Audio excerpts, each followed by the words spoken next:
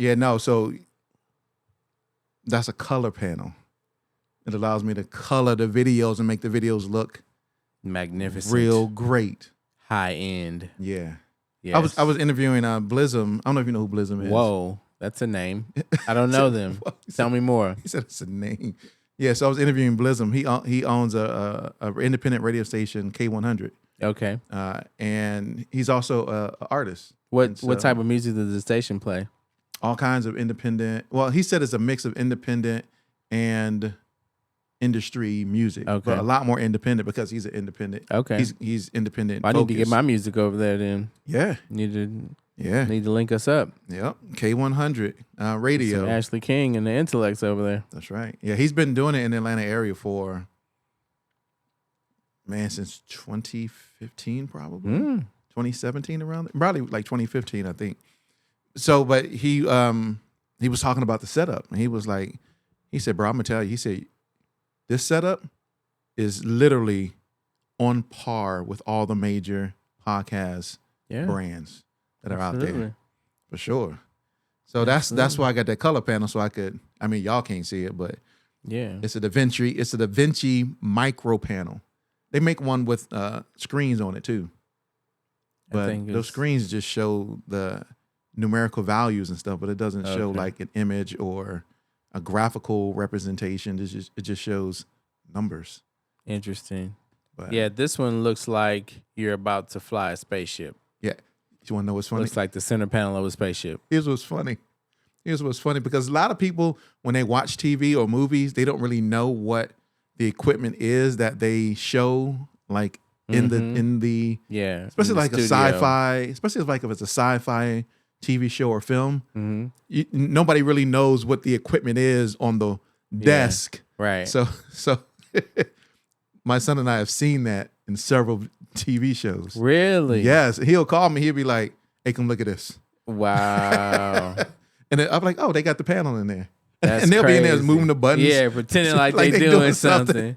That's crazy. But it's nothing but something that colorists would use when they're working on videos and films and stuff like that. Funny. So, man, that was... They're like, they don't know. Because they don't. And they don't know, so they're just like, they will never know. That's cool. Ever know. So I was like, yeah, that's cool. But you got it and use it. Yeah, I got it and use it. To make the show beautimous. I do. Got a speed editor over there that helps me edit with speed. With speed. Speedily. Yeah. Speeds up the editing process. It does. Facts. Yeah. That's crazy. Yeah, I like using Blackmagic stuff because it is the industry standard when it comes to coloring your videos. So major colorists use that when they do their coloring of their videos. So, and our coloring is always well, spot on. Ours comes straight out of camera. So, like I was saying, if I would shoot it in S-Log 3, which is the flat profile that Sony uses because we use Sony cameras, then I would have to go through an actual real coloring process. Yeah. And for the longest time, I was scared of DaVinci, which is the program that I use to color, because in DaVinci, when you do the coloring in it, there is they have all these different pages, but on the color page, they have what is known as nodes. Okay. And so nodes are just little squares, little blocks that you make your color edits in. And you can have, if you've seen like a node tree in DaVinci, you can have 20 nodes in there for different things. Each one is something separate. And so if you can put your white balance on one, you can put your your sharpness on another. You could put a LUT, which is a lookup table, on another. And I was so scared of it before. I was like, yo, what's all these nodes? And they're all connecting together. I'm like, yo, I don't know how to do that. I'm not advanced enough to do that. Now it's easy. But now you're there. Now it's no issue. So, but yeah. But it's been a busy week, man. Busy week. I had while you was doing your thing, I had a interview on Tuesday. Yeah. Interview on Wednesday. There was supposed to be an interview with with another guest producer on Thursday, but his computer crashed. He was like, "Hey, oh wow, I gotta take care of this because that's my bread and butter." That's right. And then boom, we're here today. Here we are. Back like we never left. You got that right. So how about you? How was your week? It was a good week. I feel like, was it this week that I saw you, or was that last week? That was last week. That's how my week has been. Yeah. And now it's Friday again. What day of the week was that? Was that a Thursday? Yeah, it's a Thursday. Yeah. Okay. It must have been towards the end of the week. It's been... Yeah, it was Thursday because we talked about it on the Friday virtual podcast. Did we? Yeah. Mm-hmm. Oh, we sure did. We sure did. We did. We talked about some of the conversations. That's right. Yeah. So the week flew by. I'm just happy to be here. Yeah. Happy to still be doing this thing. Yeah. Yeah. Sure. I'm happy that this you still thing called life. I'm still happy that you're still doing the thing. Oh yeah. No, I'm talking about the whole. Oh, the whole thing. This thing called life. Yeah. Man, it's crazy. Yeah, it's wild out here. You know, a lot going on. But hey, that's what we're here for. Let's do it, man. So one of the things that's going on is this issue with LaRussell and Billboard. Have you seen this thing? Talking about. I have. So for those of you who don't know, let me break it down for you, right? So LaRussell says his album was denied Billboard chart placement even after reportedly selling over 30,000 copies because Luminate, which was actually formerly Nielsen. Ratings. Yeah, I didn't know that at first. But flagged his direct-to-fan campaign as incentivized. His rollout included live streaming, setting public sales goals, and letting fans choose their own price. I mean, even sometimes they would be paying into the thousands for that album. Yeah. So these I think methods. Kyrie Irving actually purchased his album for $11,000. Like $11,000. Hey, can you purchase 11? That's crazy.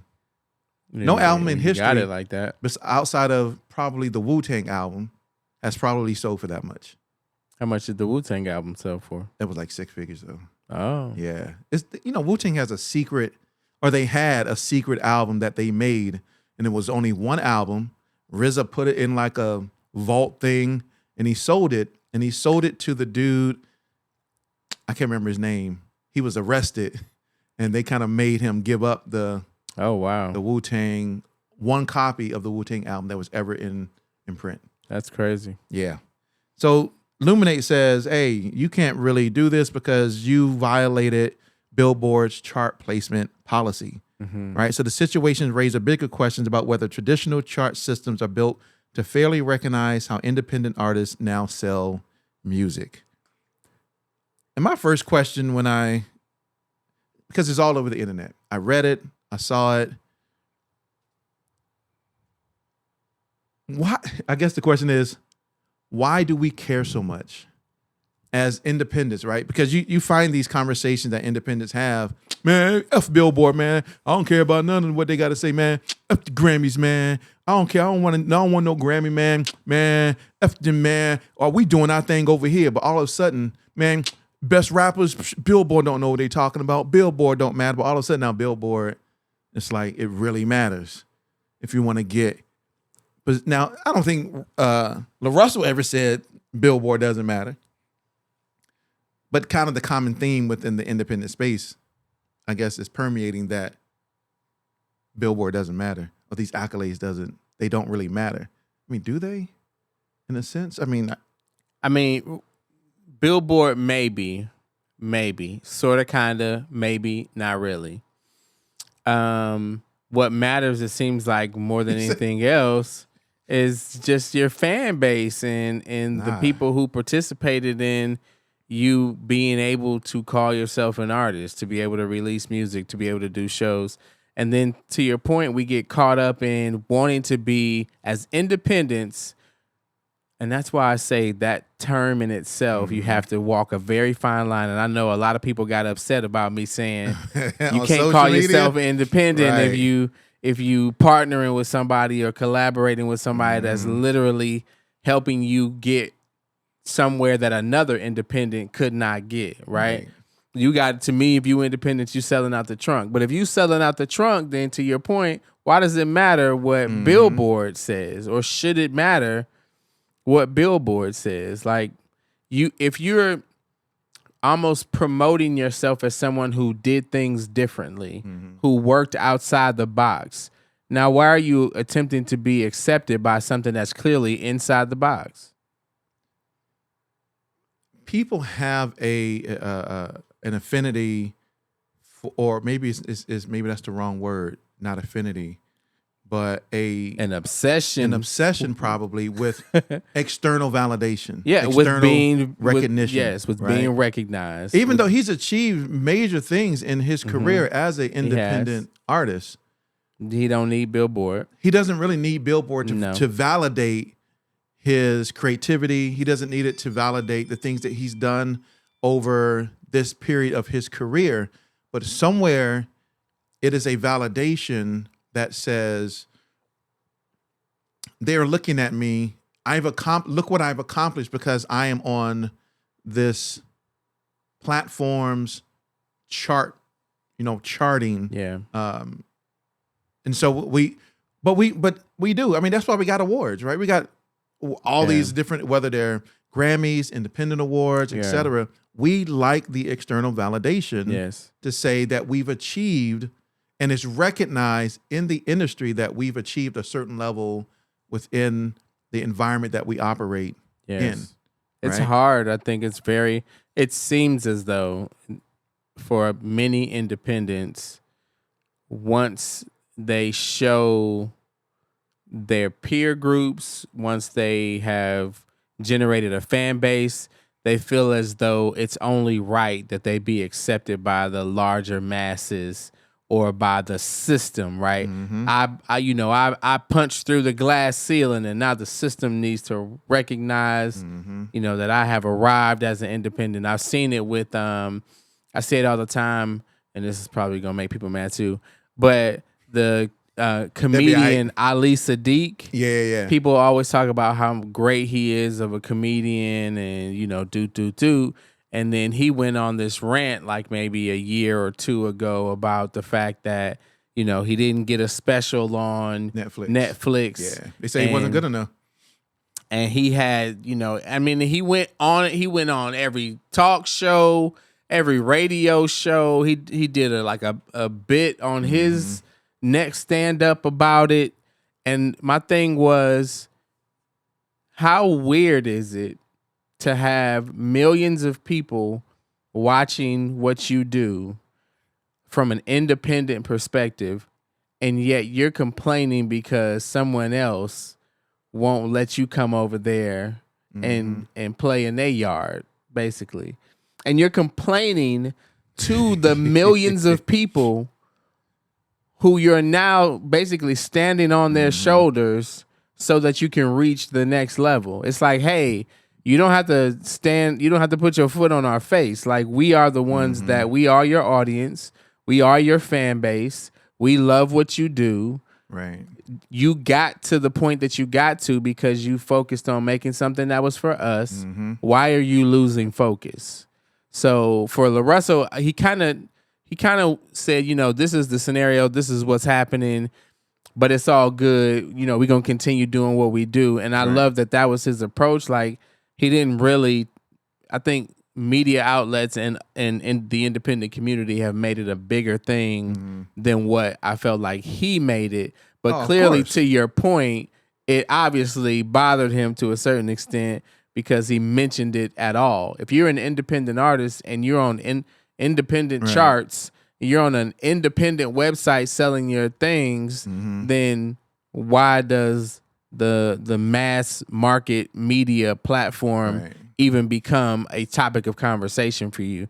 You've clearly chosen a different route.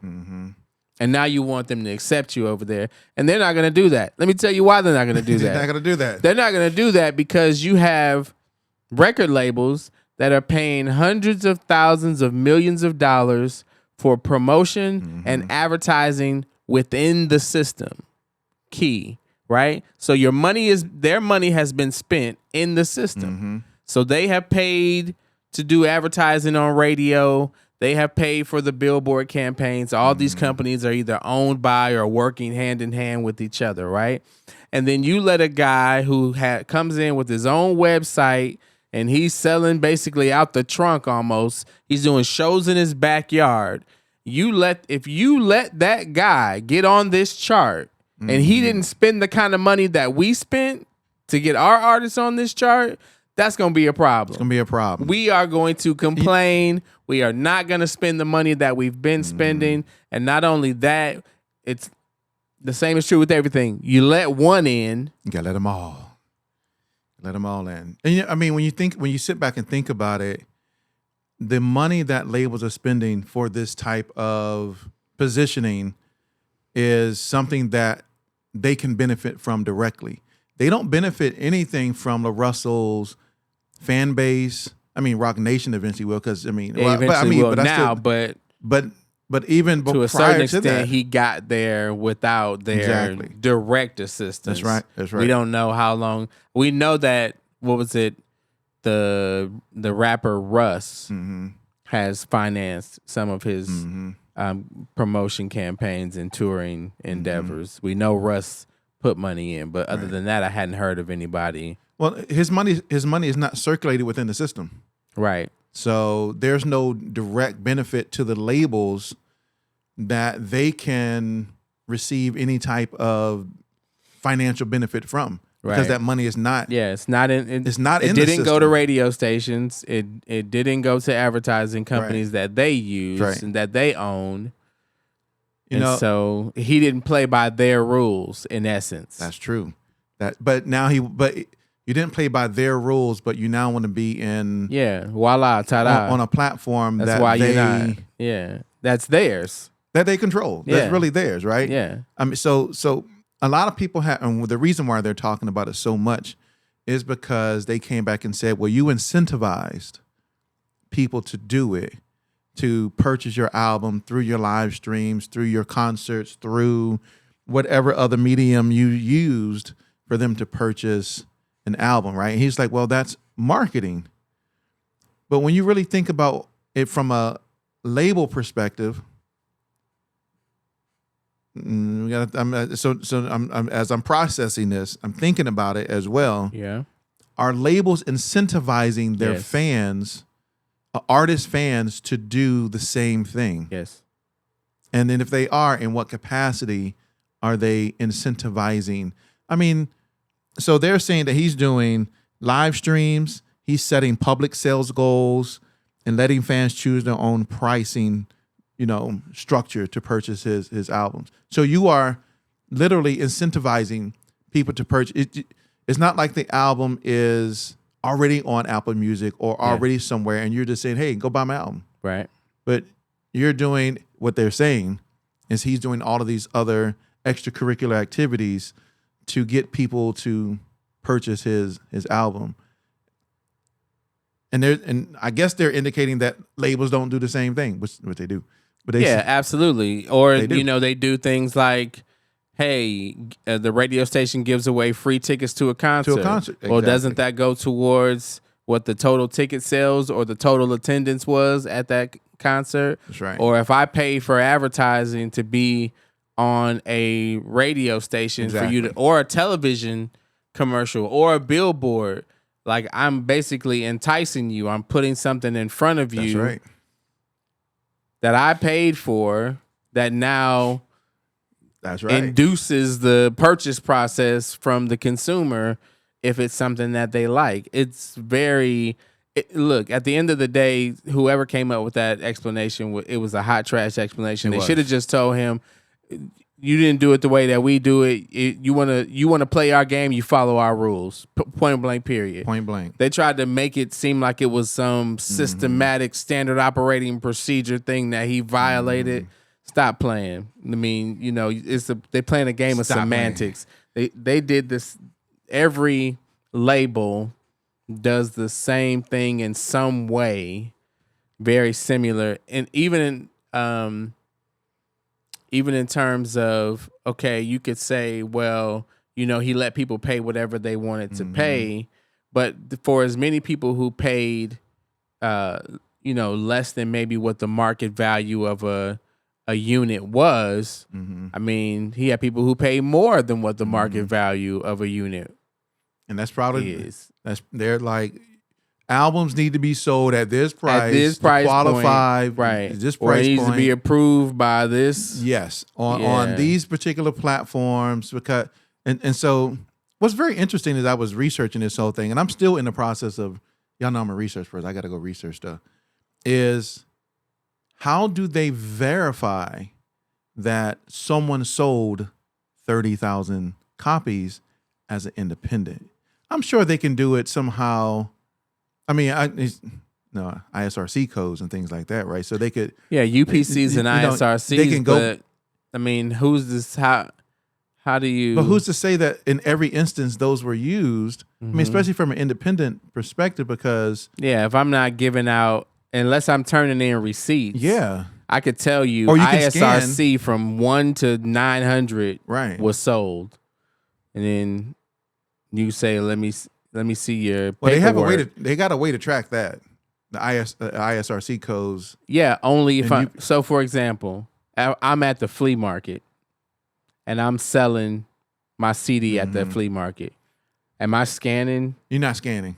So how are they tracked? There's no way to track that ISRC. Yeah. If I didn't scan that UPC code. And it has to be scanned in order for it to be tracked through some type of POS. Yes. Right. So that, point of sale system. Yes. For people who may not know, but it has to be through some type of POS where they can.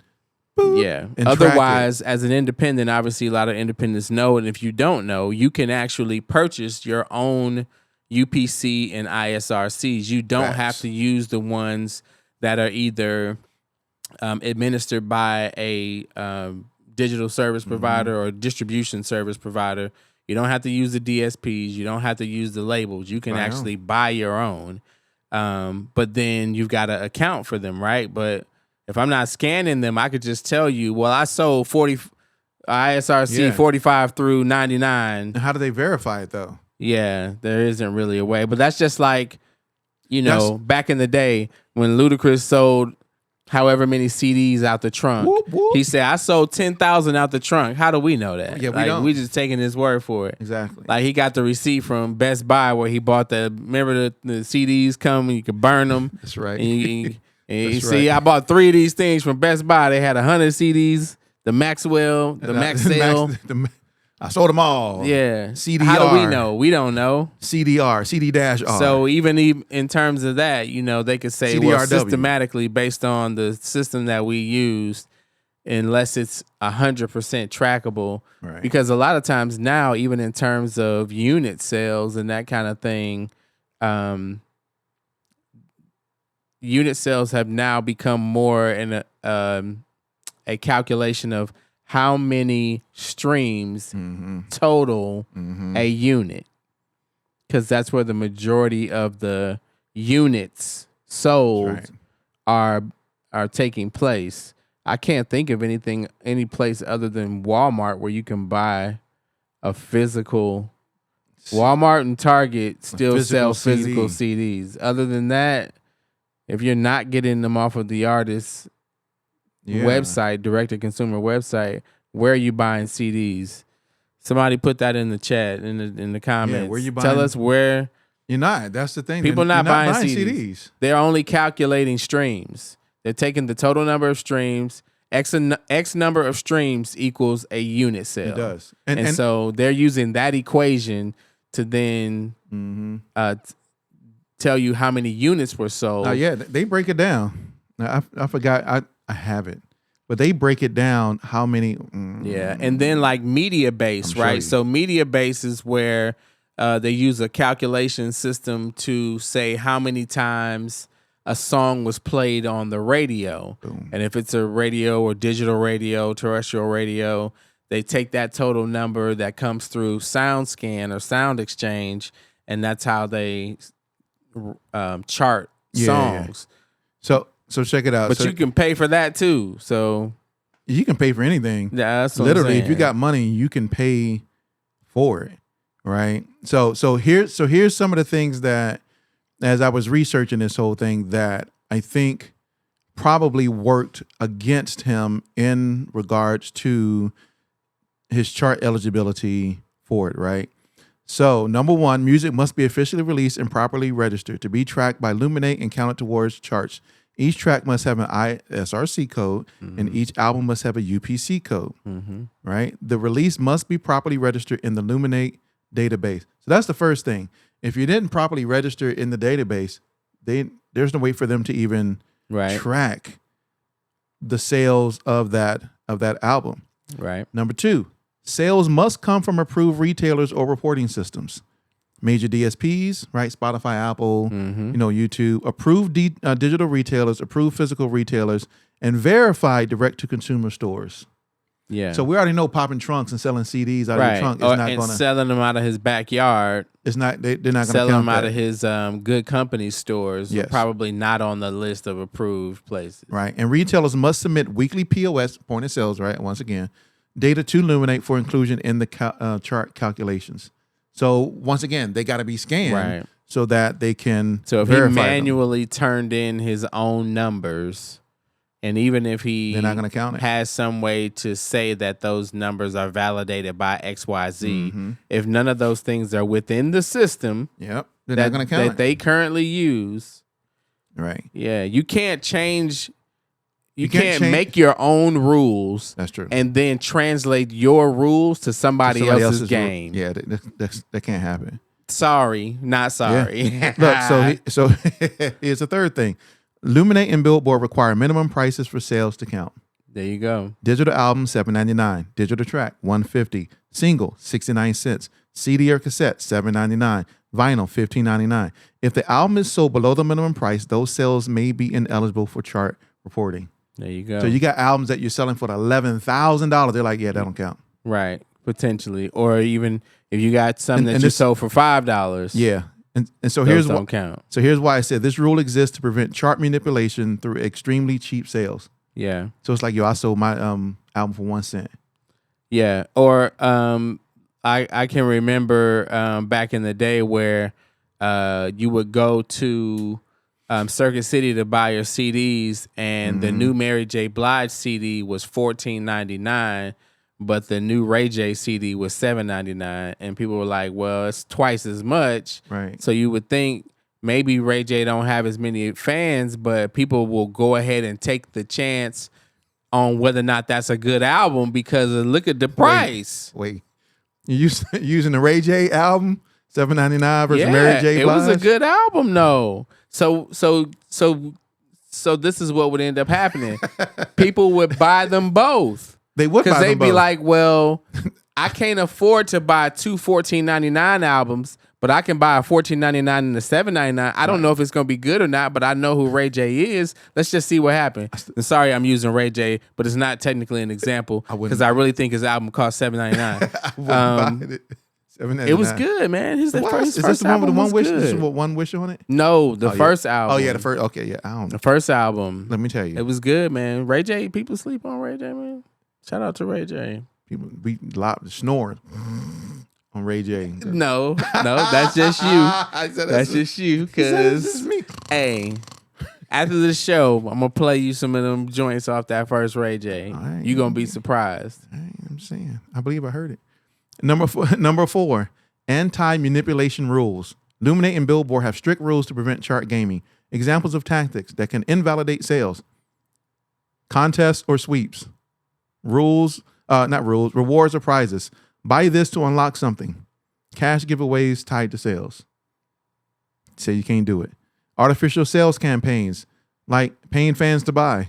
If I got to pay you to buy my album, you're not a fan. Well... That's for okay. So hold on. Let's talk about that for a second. Basically, he's got on his next release, he's got to play by the rules. If he wants to be acknowledged by them, he's got to play by the rules. Right. But I will tell you that he has this I will say it's a promotion, but a philosophy, a promotion that he had in place where you could actually buy. Wait, I don't know if buy is the right word. He was giving people percentages of the publishing or the mechanical I remember that. royalties on songs. And so almost that in that sense, that's a crazy an incentive. for those people to then become super fans. Yes. And not only that, but they're investors at that point, right? So then they're trying to get other people to buy it. You got that right. Because the more that other people buy it, then they make their money back. That's right. Right? So that in itself is a tremendously clever marketing concept. Amazing. However, it is far outside the realm of what the $1 million companies have been doing. That's right. And what they know will qualify or disqualify them from Billboard. Yeah, they're not playing that. Yeah. And I love this because people had an opinion immediately without doing any of research. This research, any of the work. I'm a research guy, so I'm going to go look up stuff. I'm going to go look it up, right? So, of course, paying fans to buy, organized bulk purchases, manipulated fan drives, and certain live stream sales incentives. They didn't clarify what certain live stream sales incentives are. What? How do you categorize Not that? Even sure what that means. How do you really know what that is from that perspective? Sales incentives. Right. Bulk purchase limits. Large orders from the same buyer may be excluded. Typical rules: 5+ copies purchased in a single transaction may be flagged as bulk. So if I'm like, yo, I'm gonna buy like 10 copies of your album. That's bulk. That's probably a newer rule. Probably. And I'll tell you, they did go back and make some adjustments to some of the rules. Yeah. You know, as they progressed. I say newer. I don't know how it could be a 20-year-old rule, but I remember in Atlanta specifically, I could name some of your favorite rappers that I know for a fact on release week. They were going to the local wherever, the DTLR, the Target, wherever their CD was being sold, and they were buying every copy that they had. Yeah. I mean, they're having us bring boxes out the back. Okay, how many of y'all got over here? Well, we got 400 in. Okay, I'm gonna buy all 400. Bring them out. Yep. I mean, you know, you got video evidence. I mean, specifically, I remember a video when J. Cole came out, because I'm a J. Cole fan. Somehow I got to mention J. Cole in every episode. Yes, somehow that's crazy. It's working for you. It's working for me. Maybe J. Cole will come over. He'd be like, hey, bro, you mentioned me so much. I'm going to be on your podcast. But remember when Cole released, I forgot which album it was. I don't think it was Forest Hill Drive. Probably. But Drake was with him. And him and Drake were in there just buying up all types of CDs and stuff. Right? Yeah. So it has to be something that's a newer thing, because it says bulk sales are usually removed from chart reporting. Yeah, I can remember very vividly. I'll tell you after the show, because I ain't gonna even do that. Yeah, no, look to these rappers, but because they some of my heroes. But they definitely was buying their own CDs. Yeah, and it was literally just for the purpose of first week sales. Just for the purpose of first week sales. Yeah. But here's the thing. Because you know what's crazy is then they could not open the CDs and return them. That's true. Yeah. As long as you didn't open it, you can return it. You can get your money back, which is probably why they end up putting rules in the case that, well, probably not, because I still think the rule is if it's unopened, then you can still return it. Mm-hmm. But I know a lot of places now, if you purchase it, you probably can't even, I don't know. I haven't bought a CD in ages. So I have no idea. Know. But here's the thing. Like I said, I've watched so many people talk about this, but I haven't watched a single person talk about the eligibility requirements that they have put in place, like we do. Like this is why we different. This is what we do, right? They talk about number 6, bundle restrictions. Certain bundles are not chart eligible, such as, hey, you get this T-shirt when you buy this album. Right. Or you get this merch pack if you buy this album. Or, you know, album is included with your ticket sales. Or album is included with other products like a cup. Right. Or a hat. So you could do that if you want to, but just know that won't go towards your total sales. Right. It said these bundles were banned after years of chart manipulation. So because I know they were doing that back in the day too. Yeah, of course. Number 7, only official streams approved DSP count toward charts. So streams may include on-demand audio streams, on-demand video streams. Some charts may include UGC, right, user-generated content streams, but many do not. Then he talked about, this is what you were talking about earlier, consumption equivalents, how charts are calculated. They use convert activity into equivalent units to compare sales and streams. So for an example, one album sale equals 1 unit. 10 track downloads equal 1 album unit. 1,250 premium streams equal 1 album unit. That's key right there. So hold on. Oh, let's stop right there for streams. just a second. What was the number? 1,250 premium streams. Yep. And that is relevant because as you guys probably know, if you're an artist who has released music and you are signed up to a PRO, when your statement comes, it doesn't just say Spotify, Apple Music, Tidal, SoundCloud. It doesn't say that. It says Apple. Then it'll say the Apple individual account, Apple family account, the Apple student account, Apple premium account. And if it's not that premium account, those other numbers are only a fraction of an individual stream. You do not get credit for a total stream. That's right. And they all pay different ratios. So like people say, well, Spotify pays 0.003. Oh, they do, but only on the premium version. Because if you got a Spotify free account, that does not pay 0.003. Sure don't. If you've got a family account, if you've got a student account, those accounts all pay different ratios based on what those platforms are able to charge advertisers for the type of service that you are receiving. That's right. No, that's so that number could become 3,000 streams if you're on the student plan. 3,000 streams equal 1 sale, not 1,250 premium streams. And you like, I know I got that thing. I got that J. Cole on repeat. On repeat. That don't mean nothing. You sold 2 albums. Repeat. Because whereas it probably should have been 50 copies, they got that thing stepped on many times. That's right. Man, look, number 9, reporting timeline, reporting time frames. Orders must be marked for physical sales. Orders must be marked as shipped to count. How do you do that? How do you track that they must be shipped to count? I mean, I guess you got to have a UPS, FedEx code or something to show that these are marked. You got to take a picture to show shipped to count. Yeah. They got to be marked as shipped, like they're going to be shipped to someone if it's for physical sales. Yeah. And a pre-orders count during the release week when fulfilled.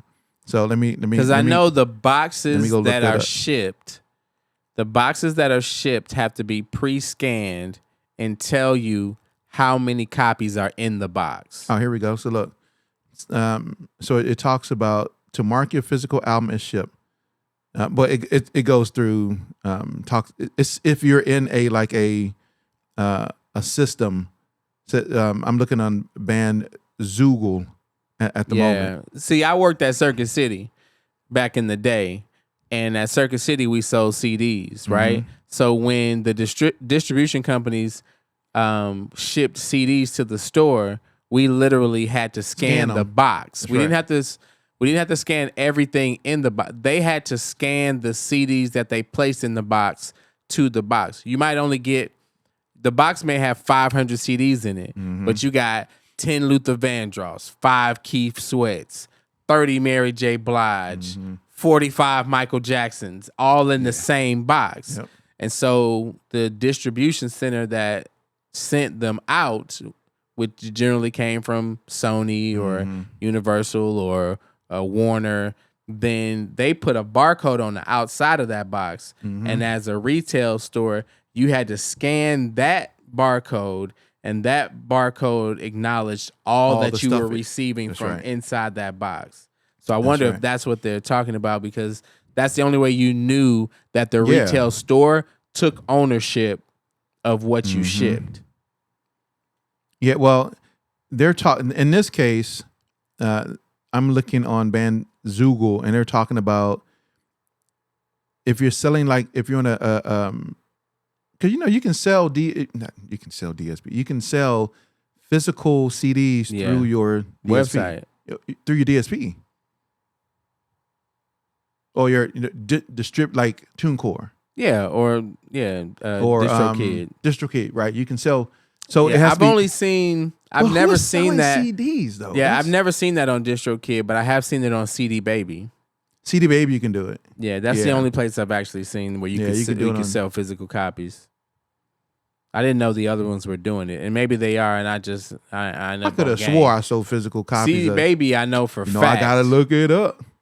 For fact, I know. As a matter of fact, I have released music decades ago on CD Baby as the distribution platform, and I know that they made physical copies available for purchase. But other than that, to my knowledge, I thought that everybody was selling the physical copies off their own personal website. Oh, okay, so here you go. So no, they don't do it, but you can use TuneCore's disc duplication service to manufacture CDs or use their partner disc makers to create physical CDs. For selling, artists often use platforms like Bandcamp, setting up pre-orders to manage physical sales directly to fans. Yeah. But it has to be, they're saying it has to be marked for shipping in some capacity when it comes to that. And then the last thing is that Billboard has a final authority. So they can say, I don't think so. At the end of the day, they go in. Or you can. At the end of the day, you get all them other things, you could check them off your list and then get to Billboard and they're like, yeah, we said no. We said what we said. We said what we said. What you gonna do about it? We appreciate that nice little bullet pointed list you sent us of all the stuff you did, but we don't care. The answer is still, again, if Sony has invested $3 million into the market, whether that be through advertising campaigns, whether that be through radio station and broadcast channels, whether it be through physical copies and the retailers that they have deals with. If they invested $3 million into the campaign of an artist, and then here you come with your trunk open, popping trunks. Yeah, selling CDs out the trunk. You have not put money into the infrastructure, into the system itself, then I cannot give you the same access that I'm giving these others who have invested into the infrastructure, because the neighbors will have a fit. And I know what people are going to say. Well, the record labels aren't following those same rules either. So why are they all so upset at but the records, LaRussell? But they the ones that put the $3 million up. He put no money into the system. They control it though.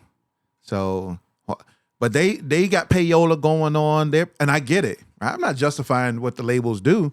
I'm just saying that if we're going to play on their street, you got to play by their rules. We got to play by their rules. Yeah, and if you don't want to, you don't have to. You don't have to. But then don't expect them to accept you.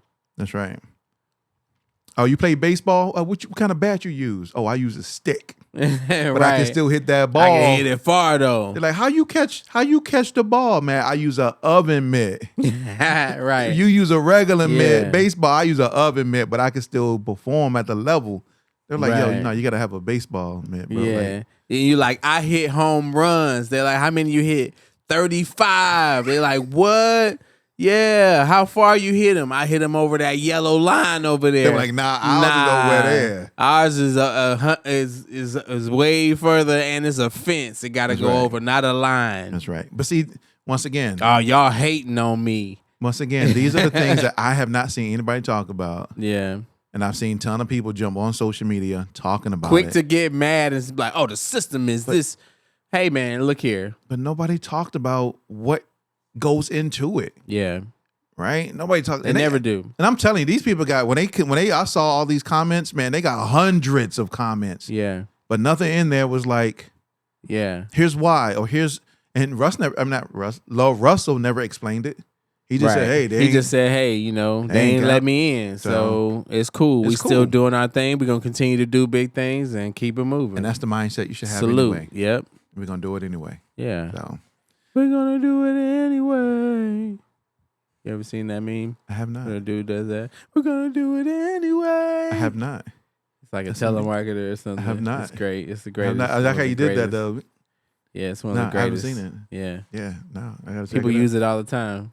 How come I've never seen this thing? Yeah, they be like they say not to drive in the not to drive fast in the slow lane. We're gonna do it anyway.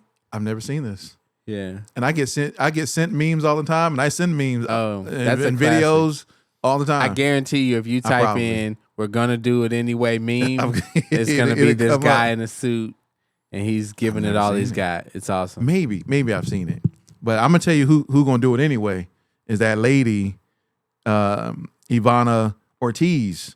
So this is crazy. It tells you the length or the obsession that people have as a stan. That's scary. STAN, not right. Scary. So a 35-year-old woman from Florida, identified as Ivana Lisette Ortiz. I'm gonna say your whole government name because that's what they put in the thing. Right, has been arrested and charged with multiple attempted murder. Yeah. For allegedly firing multiple shots at the LA home of Rihanna. Yeah. Authorities say the suspect fired roughly 7 to 10 rounds from a vehicle toward the front gate of the property before fleeing. Yo, she was doing a drive by. Insane. Right? And that sounds like, depending on what type of weapon she had, she emptied the clip. It could have been. She did a Glock drive only by. got 9 shots. Crazy. Police later arrested her nearby and recovered a weapon. Where she at? Or like a Denny's? A Glock with a standard clip. How'd they find her? Where she had a Denny's or something she was eating? Oh, I didn't see that part. It says they arrested her nearby. I'm just saying, where was she at nearby? I was gonna and say, she recovered worked a up weapon. an appetite. Right. Man, drive-bys really make you hungry. Make me hungry. No one was injured in the incident, though reports say Rihanna and A$AP Rocky, their children and family members may have been inside at the time of the home. Now, house probably so giant. Yeah, you ain't hitting nothing in there. You can hit a vase, but you ain't.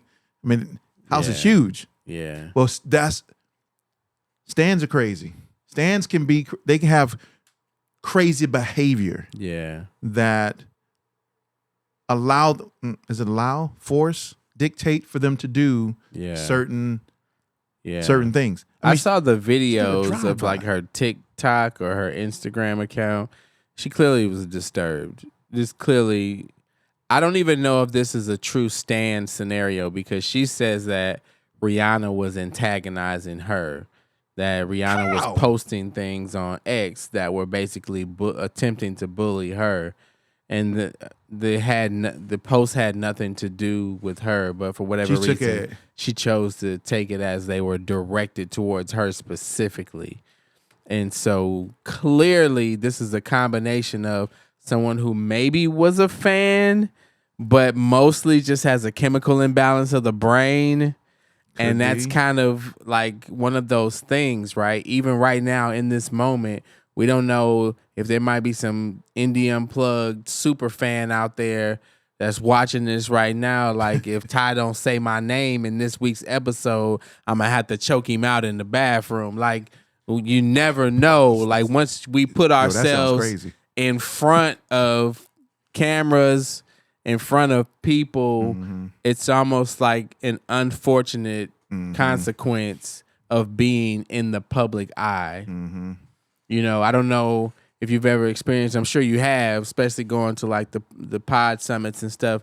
People will walk up to you and they know who you are. Yeah. And you don't know them from a can of paint. Yep. And they're like, yeah, I know you. Boom, boom, boom. You did this, you did that. They like know your whole life story. It's like we kind of live in that world now where when you put yourself out there, you're going to be subject to some of that. And you just got to hope that it's not a scenario where the person figures out where you live.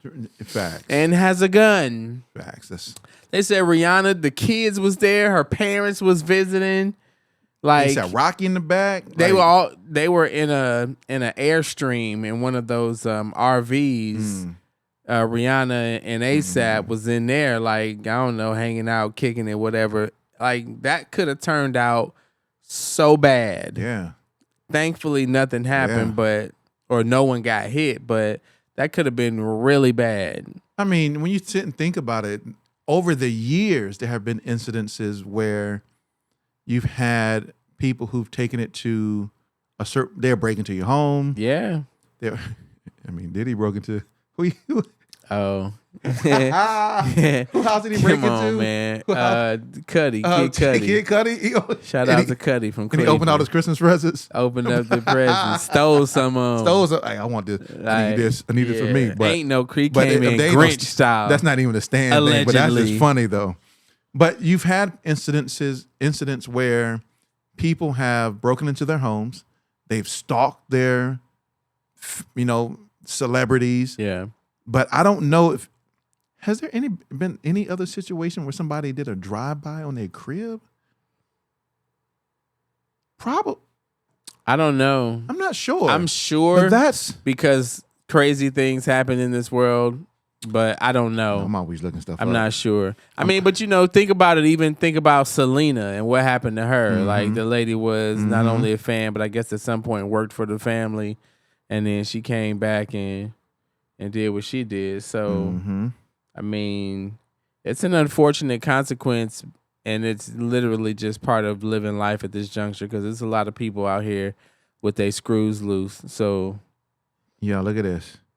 So I'm looking this up. What can you do? Right? Of course, Eminem is... Like, what's the chances of somebody being able to figure out where Rihanna's house is? I guess if you live in California or wherever they live, you know where all the celebrities live.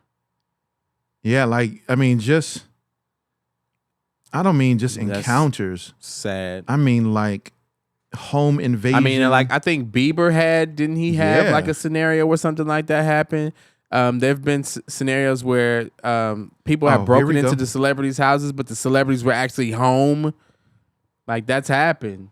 Like, where's the rest of this? I want to see the rest of this. I hate these websites you got to go to, and they got they don't tell you the full story. They just got, you got to click here, or you got to do something weird, or like, how do I get the rest of the story? It talks about cases of fan violence against celebrities, but I'm trying to find a list of. And there has just been so many that have taken. But anyway, I mean, it don't really matter how many. It's the fact that it does happen. It is something that is prevalent, something that does happen, whether they're breaking into their homes, breaking into their studios. Yeah. Whether they're. But I think this somebody here in town said their studio had been broken into several times. Sunny Digital. Was it? Yeah, because he talked about them like trying to steal his plaques and that kind of thing. Yeah, he was like, I know because y'all been over here a couple times. Yes, I had you in the studio, and now so in that sense, he knows who those individuals are, right? And I mean, people who are like, man, I love your music, I love what you do, man. Like, it goes back to Eminem's song, right? And how. Hey, Eminem, I love you. Like, hey, I got my girl in the back, and I'm driving out. I just drunk a fifth of Kool-Aid. You dare me to drive? And he drove up. It was like, yo, that's crazy. Like, I hope you and me. But it literally went from a like to an infatuation to a obsession, and then to a almost like turns into hate. It's like, oh man, I came to the show. I was out there in the rain, and you didn't pick me out the crowd. You didn't sign the starter cap. Like, what's going on? I remember having starter caps there. You didn't sign shout out to but those are real situations that celebrities face. Yeah, on a consistent, not just paparazzi all in their face, tracking their location, finding out where they're at. That's a whole nother thing in and of itself. But then you got fans who find out where you are, and they're like, oh. Yeah, I'm so infatuated. You've had celebrities who've been killed or unalived. YouTube be flag on the play. We can't use that word, right? So they've been unalived. Yeah, targeted. Yeah, homes broken in. Yeah, just even physically assaulted. Yeah, physically assaulted. Yeah. Which is so crazy. But I'm glad they're okay. The question is, how much responsibility does social media and parasocial fan culture play into these types of situations? Like, you see your celebrities on social media all the time, like, and they're just become an obsession with celebrities and celebrityism. It's weird, man, because it's just an unfortunate consequence of the human species. You know, some people are short of AAA battery. Like, it's people out here. Instead of double A, they got triple A. Yeah. It's just, I don't know. Obviously, you want to surround yourself 1, 2, 3 with, I'm sure Rihanna's property is gated, right? I'm sure. I'm sure when they go certain places, they go with security. We know that because they've had some run-ins with some people, and they had security. So but it's just it's an unintended consequence of being in the public eye. Mm-hmm. That somebody who's a couple checkers short of a set may become a fan of yours. It's somebody out there who don't have a cap screwed on tight. I love all these analogies. And I don't know how you avoid that. I don't have a solution for that. You know what I'm saying? They don't have their car. They don't have their car and drive. Yeah. Right? Somebody made a peanut butter and jelly sandwich with mayonnaise. There's just no way around some of these kind of things. It's unfortunate. But I'm just saying, it's like, reality, and it's tough. Because I remember, protect yourself. Yeah, but you got to protect your neck. Mayweather, protect yourself at all times. Wu-Tang, protect your neck. Why y'all out there, right? Yeah. I'm upset that they not on the list for the Rock and Roll Hall of Fame. I voted. I thought they were. They weren't? I mean, they're on the list. Yeah. But they're not above the line where you got to be for the. And once again, I don't know how many people they let into the Rock and Roll Hall of Fame at once. Is it just the people that are in the highlighted above the line? Are they the only ones? Yes. Uh-huh. And if they're the only ones, Wu-Tang ain't there. Okay. They below. They're literally right below that line. They're they didn't get enough of. They're 8. They're number 8. Okay. They didn't get enough of the fan vote. They didn't. But I voted because I got the Woo-opoly over there. I got 2 Woo-opolies over here. Wu-Tang. I'm Wu-Tang. Yeah, so I definitely did my votes. But yeah, I definitely didn't vote for Wu-Tang. It's all good. Sorry, I did vote. You vote for New Edition? Voter. I did vote for New Edition. I did too. Because when you go vote, you can select multiple. Yeah. So yeah. Yeah, I don't. Yeah. Is there a hip hop Hall of Fame? No. There is. Well, let me take that back. If there is, we're not concerned about it. That's unfortunate. Because that's a whole nother topic in itself. But there's been a full conversation about rock and roll artists being upset with the fact that all genres are in the Rock and Roll Hall of Fame, but it's called the Rock and Roll Hall of Fame. And then other artists being like, oh, they just don't want us in there. Well, I mean, I'm kind of a semantics person myself. I mean, I know some semantics people. It's black and white. If the place is called the Rock and Roll Hall of Fame, they might have a point.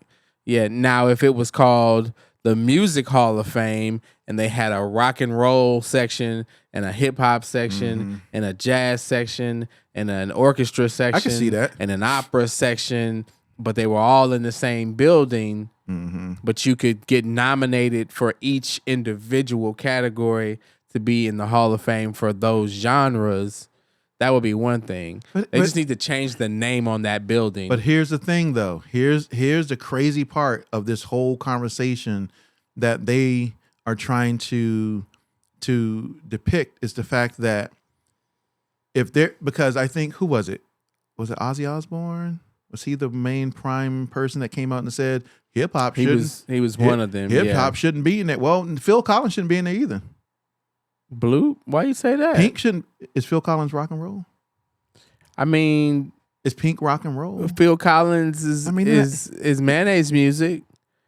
I figure anything that's got a full side of blue plate, got a full side of Hellman's on it, would be considered rock and roll. It should not. Are you saying that Phil Collins is what genre then? That's what I'm looking up. Phil Collins would be rock. So what band did he play drums in before he went solo? Phil Collins is classified under pop, rock, and adult contemporary genres. Yeah. Right? So he has some music. Yeah. But he's not 100% rock, though. He's not like Kiss. Right. Kiss is 100% a rock band. Sure. Right? Yeah. Nirvana, rock band. Yeah, that's like spicy mayonnaise. But I'm saying Phil Collins is still mayo, though. Like, Don't take his white card just because he got rhythm. But see, that's the thing though, because if they're only using it because they're dictating, if you are just saying Rock and Roll Hall of Fame is just for white artists. And I don't think it's specific to the nationality of the, but not everybody who's race in there. Of the artist. I think it's specific to the music. But it's rock and roll, right? Roll like is the song, I want to rock and roll all night. That's rock and roll. I get it. But Luther Vandross is not rock and roll. He's not. No, Michael no Jackson black is artist, not rock and roll. No black artist is rock and roll. Well, I mean, I could see putting Prince. I could see putting Prince in there. Because Prince would kind of be more rock and roll. I could see that. I could see that. I could see putting like well, maybe you even need a genre for that, but like Chuck Berry. I could see that. People like that into a Rock and Roll Hall of Fame. Well, I mean, aren't they in the Rock and Roll Hall of Fame though? They are. Yeah, but that's I'm what saying like, they are legitimately in that genre at some point in their musical career. Yes. Even but Kiss wasn't. Is it Eddie Hendrix? What's the guy's name Van with Halen? the black guy with the headband and the guitar? Jimi Hendrix. Yeah, I can see that. That's rock and roll. I can see that. Yeah, baby. That's how he was on every song. I can see that being. I don't think he actually ever sang anything. Wow. I can see that being in the Rock and Roll Hall of Fame. To the motherland. So that, yes. Yeah. But to classify any. So what they're saying is that if you do one song that's rock, then cool, you could be in the rock and roll. Now, I'm not saying Phil Collins didn't do more than just one rock song, right?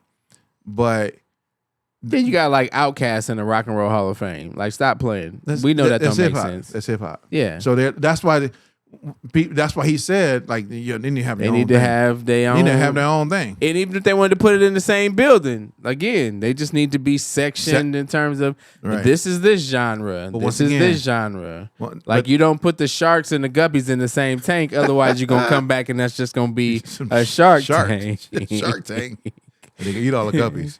You know what I'm saying? But people's like, well, isn't that segregation?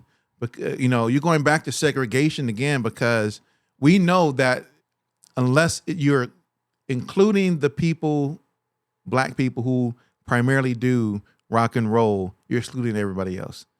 And that's the semantic of the word rock and roll, right? So if I do R&B, soul, jazz, none all of that's the other rock genres, and roll, though. You can't put them in the Rock and Roll Hall of Fame. That's right. So, however, I feel like it's not segregating if it's still in the same building. It is if you got one building in Minnesota, one building in Ohio, one building in Florida, one building in which, by the way, there are music Hall of Fames all over the country.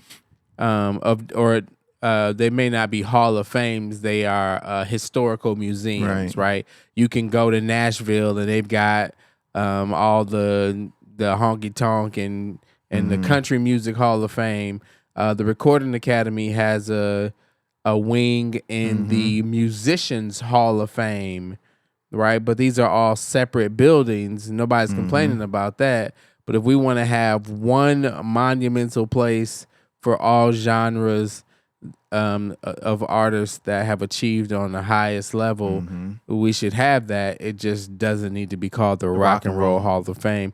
It was like the first person who came up with the idea and had enough money to make it happen. That's what they called it, and now we're stuck with that. Yeah. And that's the... But, I mean, we changed the name of the Washington Redskins to the Washington Commanders, so why we can't change the Rock and Roll Hall of Fame to the World's Music Hall of Fame? You can. So in the North America's Musical Hall of Fame. In the inaugural Rock and Roll Hall of Fame class, inducted on January 23rd, 1986, honored 10 foundational artists. And Chuck Berry was one of them. So now as you go, well, it's probably even. Chuck Berry, yep. James Brown, yep. Ray Charles, Sam Cooke, Fats Domino, the Everly Brothers, Buddy Holly, Jerry Lee Lewis, Little Richard, and Elvis Presley. Well, most of them wasn't rock and roll, so there was never intended to be specific to a genre. It couldn't be if Most of them are not rock and roll. most of these individuals are not No. rock and roll. I wouldn't even call Elvis Presley rock and roll. What would you put Elvis as? I mean, he was a country or It's a like, pop artist. You know, that's exactly what he put Elvis is like. He's country or pop. He was, I mean, Don't Step on My Blue Suede Shoes is not a rock song. Yeah. Pretty mama. That's definitely not a rock song. They put That's either what you would constitute as popular music. They put your boy in there. Or country music.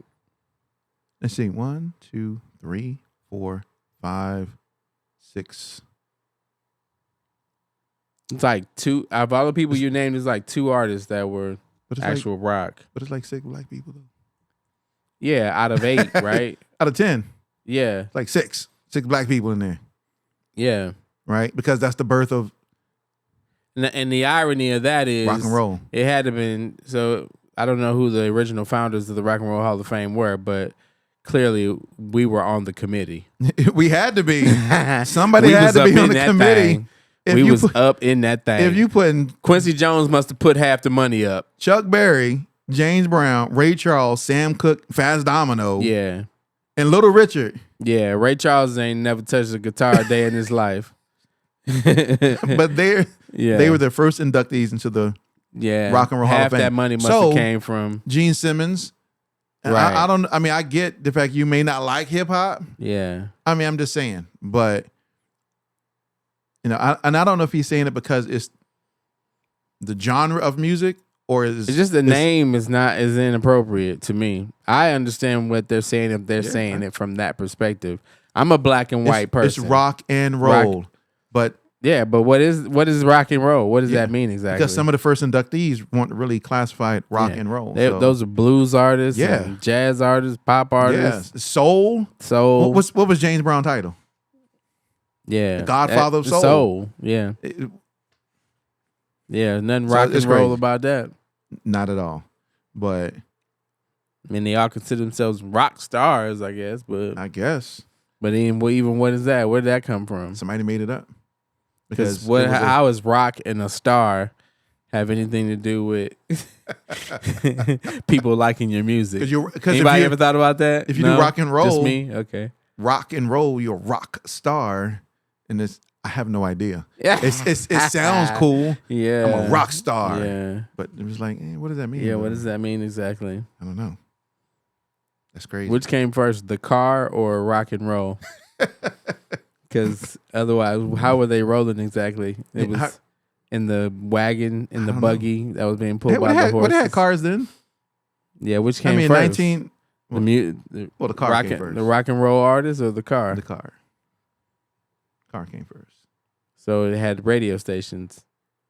Maybe. Because otherwise, how were you listening to music in the car? You wasn't rolling. You might have been throwing rocks. They had to. They had to have radio station in the car. I mean, you know, one of my favorite. They had radios in the car. One of my favorite movies, Back to the Future. Yeah. Right. So when Marty McFly went to the past, and they were playing at the Enchantment Under the Sea dance, he was playing Chuck Berry's music. It was on the car radio. No, but most people had little transistor radios. Yeah, they had transistor radios, and if I remember correctly, in one of the scenes, they were fiddling with the car radio. But I still remember that scene. He was like, it's your cousin, Marvin Berry. Take a listen to this. Look, it's one of my favorite movies. Yeah, it's a great movie. Yeah, it's my favorite movie. But anyway, back to the topic at hand. But no, that's interesting to think about the Rock and Roll Hall of Fame, the history behind it, why it's called what it is. But all I know is Wu-Tang ain't above the line. So maybe next year. Can you be renominated next year? I feel like you can. Once you make the ballot. Is there a period of time that you have to go to be renominated?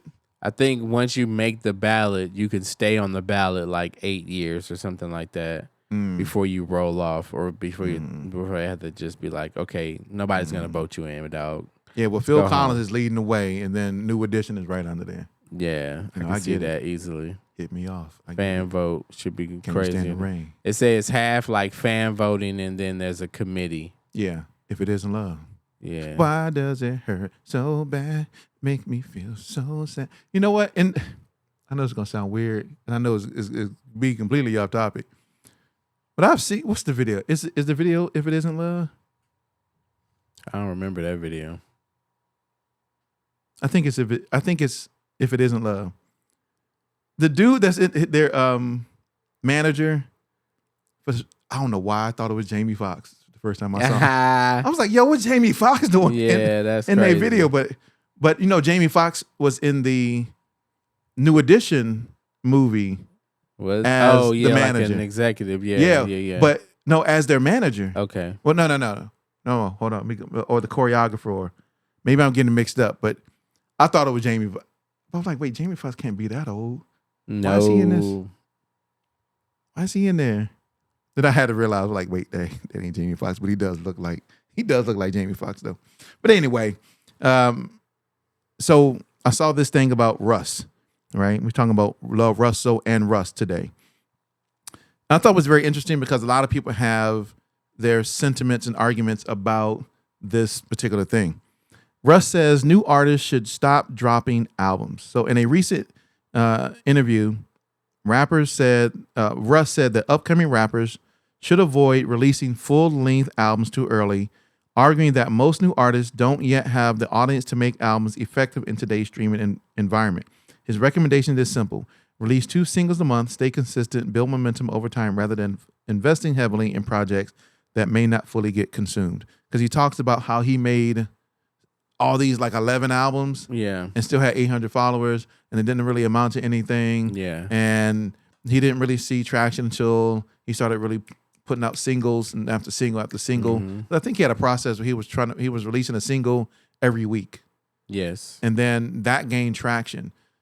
But the question is, as independents, should we focus on releasing albums or singles? Is there a right or wrong? Is Russ right? Depends on your situation? Yeah, I think if you don't have a audience already, and if you're looking for your audience, you're looking for your community, you're looking to have a sound that resonates with an audience, then you release singles because nobody's listening to your entire album until they know who you are, until they believe in what you're doing, until they have bought into you. So release the singles. The singles allow you to create momentum because every time you have a new release date, that gives the listening audience a new opportunity to be introduced to you. Mm-hmm. It could be your 5th release, but to them it's the first if they didn't hear the first 4. Mm-hmm. So you continue to do the releases and even in that, from that perspective, it gives you a new opportunity to take your talent to the market, right? So if you're using DSPs, you give yourself a chance to try to get that song put on playlists, to submit it for different promotional campaigns every single time you do a release. If you do an album and the album's got 15 songs on it, that's one release. Imagine if you released 15 singles. You give yourself an opportunity to promote the entirety of whatever catalog you've already released every single time. When we released Ashley King's album or her EP, the EP had 7 songs, 2 interludes. We released all 7 songs as singles. Mm-hmm. And then we put so we released 5 of the songs before we released the EP. And then once the EP came out, we released the other 2 songs again as singles. Mm-hmm. So her entire project was not only an EP, but also 7 separate singles. And the reason for that is, again, that gave us an opportunity with every release to promote them for playlists, to promote them by the YouTube release, because when you upload to YouTube with new music, it actually puts you in the everyday algorithm for up to like 72 hours to give your music an opportunity for people to click on it. The more people click, the longer it stays on For You pages. Mm-hmm. So every time you release one album, you only get one chance. You release 7 singles, you get 7 opportunities. So it's like making an album, but only make an album as far as just the structure. Like if an album has 10 songs, just make 10 songs, but don't actually put them collectively on one album. You can, but release them individually first. As singles. I mean, think about it. Even back in the day, if an album was successful, even though Keith Sweat put out the entire album, the album then had 4 singles. Well, those songs were on the album. Yep. But they still called them singles, and they still released the second single or the third single or the 4th single after the album was already out, because they wanted to push that song to the forefront so people could see it. Independent artists have the opportunity to push each song to the forefront, and then if people either hear them or don't hear this one but catch the next one, then they go looking for you and they find them all. Right. And if you're fortunate enough, they'll listen to the singles and they'll listen to the album, because the album gives them a chance to listen to it consecutively all the way through. Right. Yeah, that's the thing is an album the right format? Is it, or should independent artists If you're J. Cole, if you're Drake, if you're Kendrick, I mean, you already got Beyonce, the fan base. You got fan bases yeah, already. You already have a fan base. But if you don't, to Russ's point, Russ is saying, "Hey, man, nobody don't know you. What you dropping 20 songs on one time for?" Because trust me, I don't want to hear just one J. Cole song when he drops his album. I want to hear like a whole bunch of them. Yeah. I don't want to hear just one because I'm gonna be upset. And like, where's the rest of the? I want to hear more songs. Yeah. Right. But as an independent artist, I mean, you think about the cost that goes into making a full album, right? Within a certain time span, all the production costs. Yeah. If you're paying for your beats, which you should, don't just be trying to get your beats all off YouTube with the producer type producer. Right? You don't want that on there, right? You want your own actual beat. Yeah. But paying for the beat, or the production, and then getting it mixed and mastered and all that stuff, right? I mean, you're still gonna have to do it in some capacity when it's from a single perspective, but at least you can spread the singles out. I guess you can do it even in that case, even if you are just making an album. Because I remember when I was making my Overdose album, but this is back in 2017. I didn't release any. Well, let me take that back. There were 3 songs that I released prior to the album coming out. And not only did I release them, but the other artists, it was on their project too. That was really crazy though, because it was on their project and it was on my project. Yeah. And so, and they made videos for it. Yeah. As well. We did the same thing. Yeah.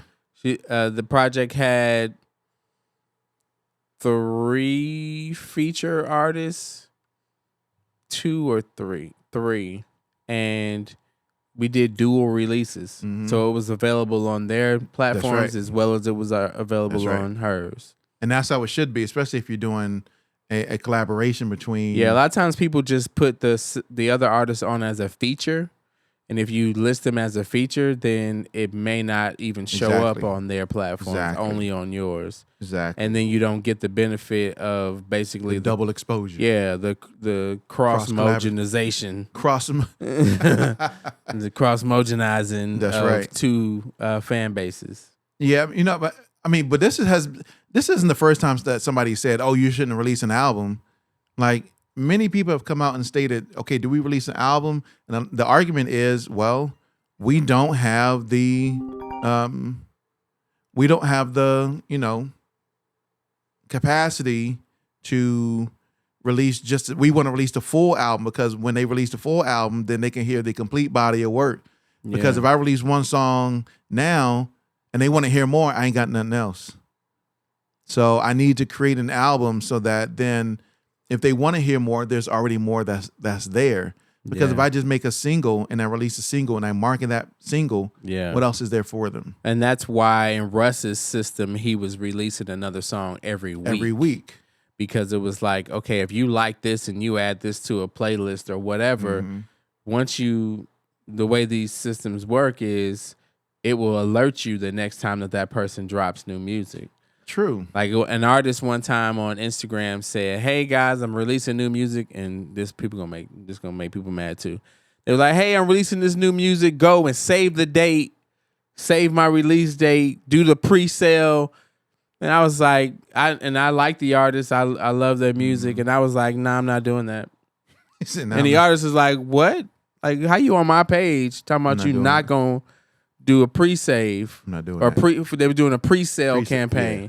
And they're like, why would you not pre-sale it? I'm like, number one, I'm already a fan.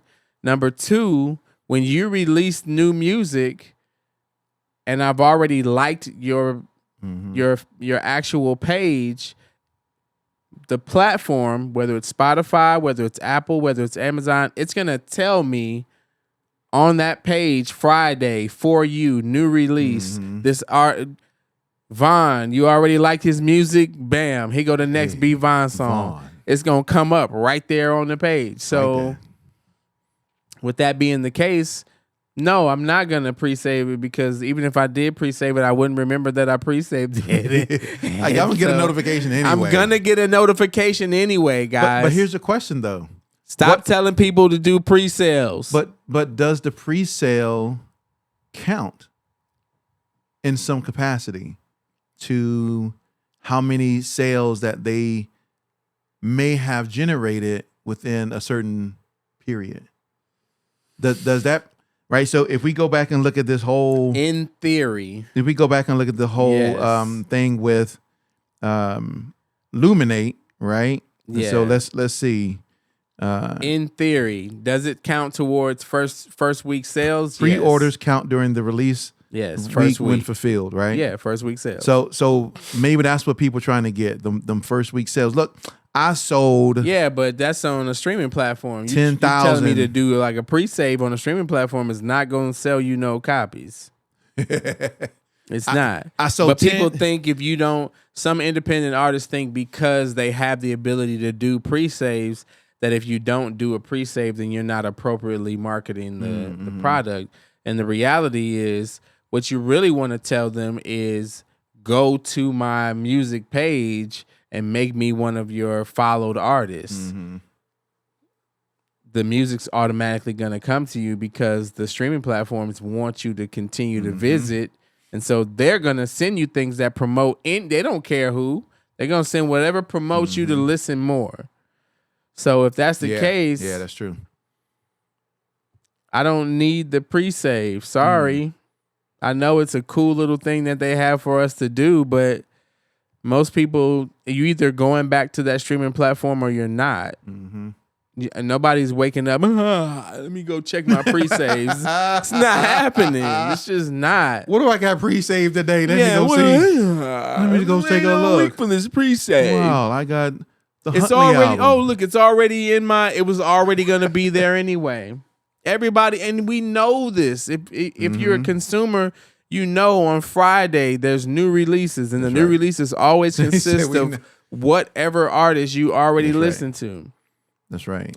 You telling me the pre-save it is doing nothing. So I remember there was and one of the philosophies that I was just going to subscribe to was every quarter release an EP. That's a good philosophy. Right? Every quarter release an EP. But within that quarter, I would release at least half the songs off that EP as singles first. Yeah, when you think of the EP, I mean, a general EP usually consists of 4 to 6 songs. 4 to 6 songs. Right? So I'd release 3 of them suckers in a quarter. Yeah. I released 3 of them as singles. 3 of them as singles. And then you get some goodies on the. When you go to it, it's got 3 new songs and 3 that you already love. Bam. And I've already gone through in one quarter, right? It's 3 months that I'm going to make these songs, record these songs, and put them 3 out as singles. Yeah. So I'm going to say, you know what? I'm doing 5 songs this quarter. Every quarter, I'm going to do 5 songs. Yeah. And I'm going to release 3. Yeah. And I'm going to have 2 as additional on there. 2 little goodies, throw them in the bag. Now, I can do a couple different things. I can decide which ones I want to shoot music videos to. Or I can do lyric videos to some of them, right? Long as there's some type of content behind the video itself. I mean, behind each single, then now I got additional content. Whether I also do behind the scenes things, set up my little camera, record myself, making the beat or talking about it, doing a live stream, right? I can do that every single quarter. Yeah. And come out with a new project, every EP, every single quarter. Absolutely. Right? I don't know why people don't do it. That it takes a discipline that most people start out with. They just can't maintain it. Yeah, they start out that way. That's a great idea, and then they just aren't able to maintain it. There's people who I know who put out singles, and they're like, "Yeah, I want to do an EP," and they haven't done anything to get any closer. Don't to the EP. If don't anything, put an EP. they're just don't do the closer EP. to do another single because they don't have enough music to do an actual EP. So our intentions, again, I think I said this on the show, what we intend to get done versus what we get done are two completely different things. And what separates our level of success is our level of execution. Y'all lucky I'm not an artist. See, you would tear him up. Boy, I tear him up, boy, because month one is when everything is being done. Creation of the singles, production, all that stuff. Month two, it's all the recording, everything's mixed and mastered. Month three, and at least in month two, if I can get it mixed and mastered, I'm gonna start releasing them then. In month two, boom. Here's the first. In the first 2 weeks, one is already dropped, and probably in the next 2 weeks, the other one's dropping. And the third month, another one's gonna come out. And at the end of the month, the EP dropping, and I'm gonna release the videos with them and the lyric videos, behind the scene content. I'm gonna do a live stream. I'm gonna do a concert in my living room by myself. Yeah, every single time. Ham and cheese on them. Yeah, every time. Yeah, that's how you gotta do it. You just the more content, the more momentum, the more music. No, I'm saying that. The more momentum. I'm saying it's easier said than done, of course, right? I mean, it's not easy. Let me tell you. But you start out with a plan and then you do your best to execute. A lot of times, that's right. It does require a team. I'll say it again. In the case of the Ashley King project, for every song, we did the song. The next month we were doing the mixing, but we were also shooting the content. Yep. She didn't have to shoot content while the song was being promoted as the single. She already had it. She was shooting her own. She shot her own visual lyric videos. So she was in every lyric video. She shot the content for it so that on the day that the song was released, you had the actual release that went to DSPs. You had the topic page that went to YouTube. And then on her page, on her actual YouTube page, you could go and watch the actual video that was also the lyric video. That she could then cut up the lyric video and put it on her socials as content. That's right. And for every single song, including the interludes on her EP, if you go to Ashley King's YouTube page, you can watch her entire EP. That's dope. While you listen to it. That's dope. Because she has visual content with lyrics included for every single song. Either you want to be an artist or you don't. Either you want to put the work in or you don't.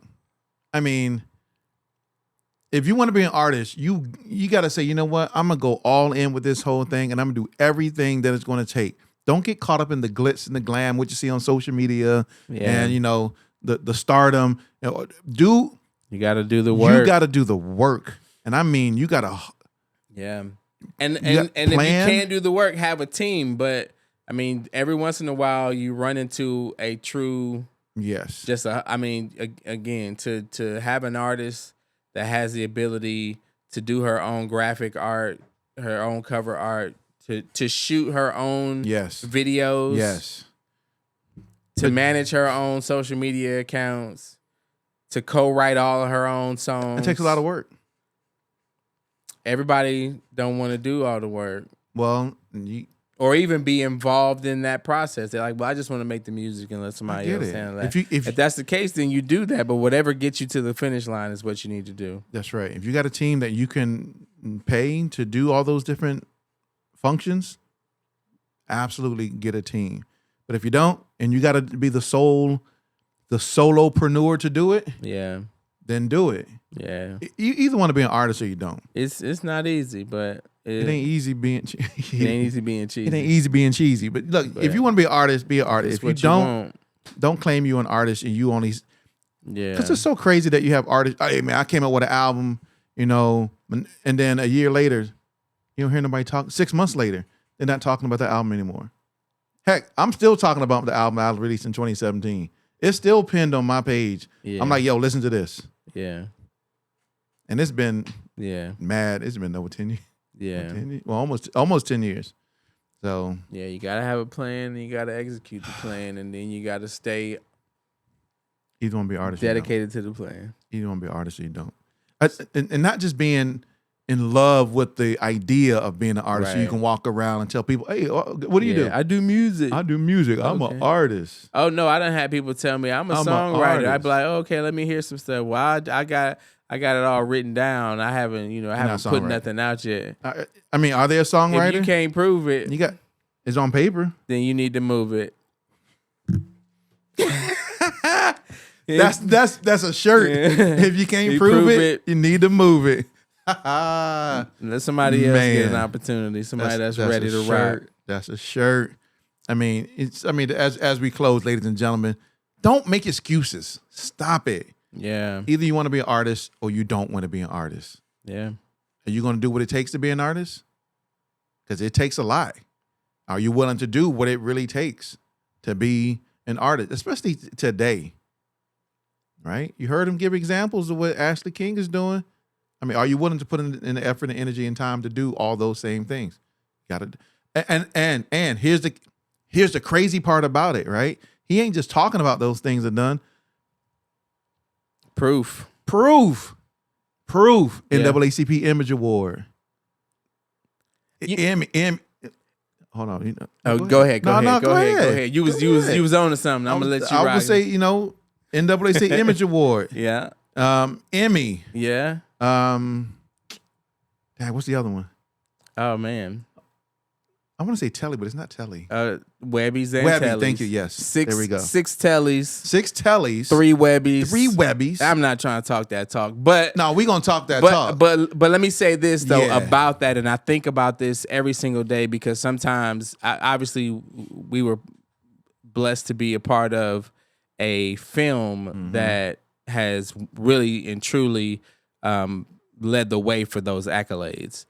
But I think to myself, every time I want to say, well, it wasn't really us, it was really the film, I think to myself, what if we didn't write that song? That's right. What if we didn't pick that track? What if we didn't release the song? And then I'll give you another. That was actually the version of the song that closes out and really brings a culmination together in this documentary. That song is the acoustic version.